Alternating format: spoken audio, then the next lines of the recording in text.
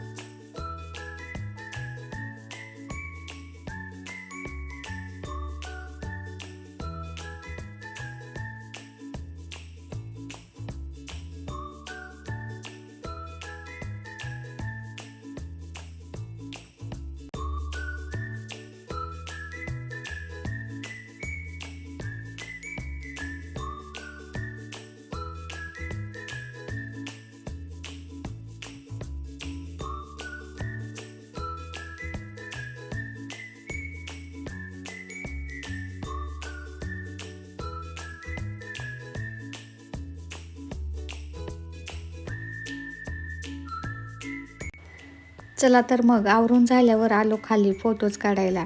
Time तर जास्त नव्हता, म्हणून 5-10 मिनटात जेवढे फोटो काढून होतील तेवढे फोटो काढून घेतले.